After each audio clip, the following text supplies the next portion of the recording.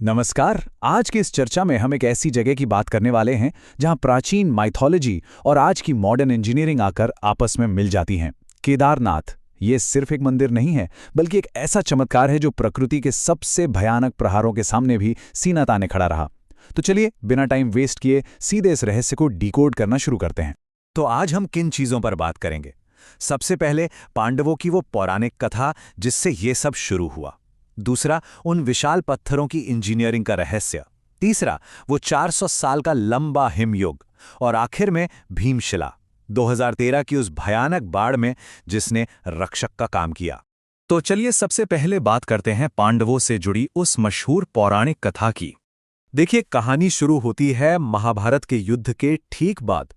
पांडव अपने ही सगे संबंधियों को खोने और उस पाप से मुक्ति पाने के लिए प्रायश्चित करना चाहते थे। इसके लिए वो निकल पड़े भगवान शिव की तलाश में ताकि उनसे माफी मांग सकें। लेकिन शिव उन्हें इतनी आसानी से माफ करने वाले नहीं थे। उन्होंने खुद को एक बैल यानी वृषभ के रूप में छिपा लिया। पर जब भीम ने उन्हें पहचानकर पकड़ने की कोशिश की तो भगवान शिव 5 अलग अलग हिस्सों में बंट गए और वहां से अंतर्ध्यान हो गए। आज इन्हीं 5 जगहों को हम पंच केदार के नाम से जानते हैं। कहा जाता है कि इसी घटना के बाद पांडवों ने फाइनली शिव को प्रसन्न किया और इस अद्भुत स्ट्रक्चर यानी केदारनाथ मंदिर की नींव रखी। अब माइथोलॉजी से थोड़ा आगे बढ़ते हैं और आते हैं इसके दूसरे पहलू पर, विशाल पत्थरों से जुड़ा इंजीनियरिंग का रहस्य। और यकीन मानिए, यह हिस्सा आपको सच में हैरान कर देगा।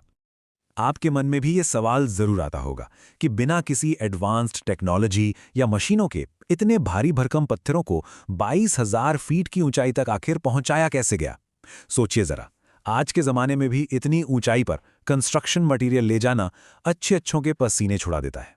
तो उस दौर में जब ना कोई क्रेन थी ना भारी मशीनरी, तब यह सब कैसे मुमकिन हुआ? ये एक ऐसा सवाल है जो आज की मॉडर्न वास्तुकला और इंजीनियरिंग के हर नियम को सीधे चुनौती देता है। अब जरा इस कंट्रास्ट को देखिए। रिसर्चर्स बताते हैं कि मंदिर के आसपास के पूरे इलाके में दूर दूर तक वो भारी भूरे पत्थर मौजूद ही नहीं हैं जिनसे ये मंदिर बना है। मतलब वहां का लोकल भूविज्ञान इस कंस्ट्रक्शन से बिल्कुल मेल नहीं खाता। दूसरी तरफ पूरे का पूरा मंदिर इन्हीं भारी भूरे पत्थरों और विशालकाय शिलाखंडों से बना है, और वो भी बिना किसी सीमेंट के। जी हाँ, इन पत्थरों को आपस में फंसाकर, जिसे हम इंटरलॉकिंग तकनीक कहते हैं, उससे ये मजबूत ढांचा खड़ा किया गया है। इसका सीधा सा मतलब है कि ये कंस्ट्रक्शन मटेरियल कहीं बहुत दूर से लाया गया था। ये इंजीनियरिंग का एक ऐसा मास्टरपीस है ना, जो इंसानी सोच से बिल्कुल परे लगता है। खैर, बात सिर्फ पत्थरों की नहीं है। अब आते हैं हमारे तीसरे पॉइंट पर, 400 साल का हिमयुग। 400 स्क्रीन पर दिख रहा है ये नंबर कोई मामूली नंबर नहीं है। ये वो साल हैं जब ये पूरा का पूरा मंदिर बर्फ की एक मोटी चादर के नीचे पूरी तरह से दबा हुआ था।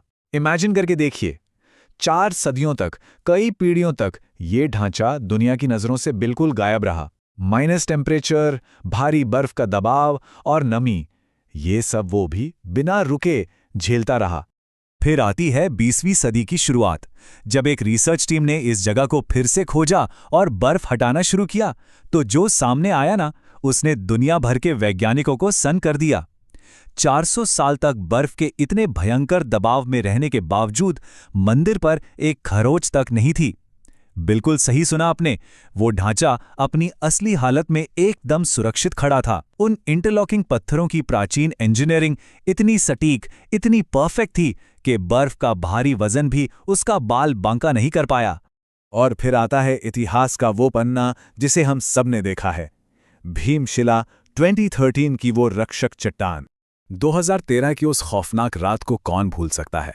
आइए स्टेप बाय स्टेप देखते हैं कि उस रात असल में हुआ क्या था। सबसे पहले मंदाकिनी नदी अपने पूरे उफान पर थी और भारी मलबे के साथ फुल स्पीड में मंदिर की तरफ बढ़ रही थी। ऐसा लग रहा था कि इस प्रलय में अब कुछ नहीं बचेगा, मंदिर भी बह जाएगा। लेकिन तभी दूसरे स्टेप में पानी के उसी तेज बहाव के साथ ढलान से एक विशालकाय चट्टान लुढ़कती हुई आई और एकदम चमत्कारिक तरीके से मंदिर के ठीक पीछे सिर्फ 10 मीटर की दूरी पर आकर रुक गई। और फिर तीसरे स्टेप में देखिए, इस चट्टान ने एक अभेद्य ढाल यानी एक शील्ड का काम किया। नदी का वो विनाशकारी पानी उस चट्टान से टकराकर 2 हिस्सों में बंट गया और मंदिर को बिल्कुल सुरक्षित छोड़ते हुए उसके दोनों तरफ से बह निकला।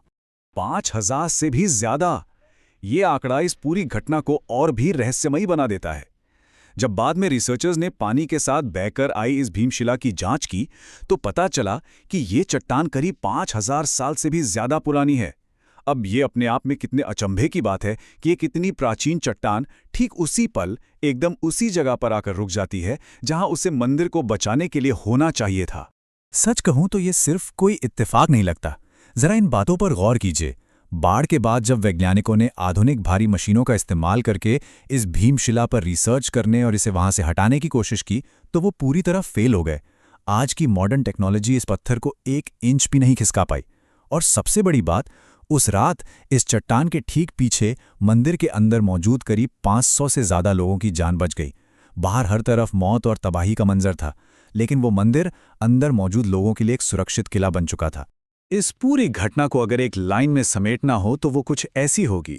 उस विशाल चट्टान ने मंदिर की एक ढाल की तरह रक्षा की, जिससे ये तय हुआ कि उस संपूर्ण विनाश के बीच भी मंदिर का एक बाल तक बांका ना हो। अब ये पूरा विश्लेषण हमें एक बहुत ही गहरे सवाल के साथ छोड़ जाता है।